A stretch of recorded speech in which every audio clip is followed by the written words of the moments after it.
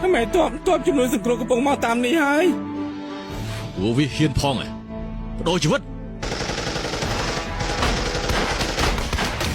บอมโอนดูเชื่อมันอาจเจนพิธีนี่ก็เตยสำรับสเตยสันได้บอมโอนยุดกลุ่มคลายสลับตอบจำนวนจิตมันเอาเฮ้ยซีมากรอบเตอไอ้บอมโอนก็มันทุกได้อะซ้อพร้อมใจเรากำลังจะรอบอมโอนยืงจบสันจะกลมผู้ยืงต่อគ្នាចាប់មកតាមខ្ញុំមកតបរំដំមកដល់ហើយនៅធ្វើអីទៀតខ្ញុំស៊ីជាងមេក្រុមឆ្លប់យកការដើរកំណត់ថ្មីរីករាយដែលបានជួបមេក្រុមជាងធ្វើមិនរកកន្លែងនេះឃើញរឿងលំអិតចាំប្រាប់ពេលក្រោយយើងចេញសិនទៅមិននឹកស្មានថាទីនេះមានរូងភ្នំសោះរីកាបងអូ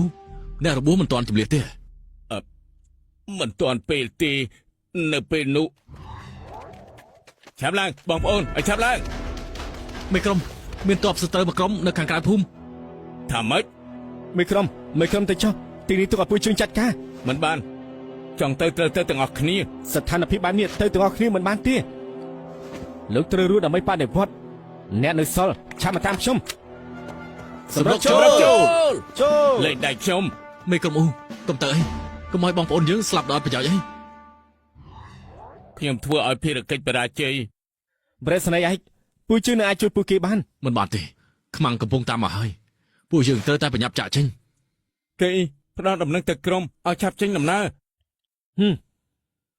បោះពួកគេចូលច្រឡងជីហួយទៅតើពួកជើងនឹងកម្ចាត់ពួកឯងតើបដិវត្តនឹងឈ្នះសង្គ្រាមនេះបាញ់ពួកវាទៅទ័ពរំដោះមកឈឹមបានលះបង់យ៉ាងធំធេងដើម្បីទទួលបានអភិរក្សបន្តទៀតសូមជួយចុច like និងជួយចុច subscribe និងទទួលបានរឿងវីរៈកងទ័ពឈានមុខភាគបន្តទៀតហើយសូមកុំភ្លេចជួយចុច like និងជួយចុច subscribe សូមអរគុណនិងសូមជម្រាបលា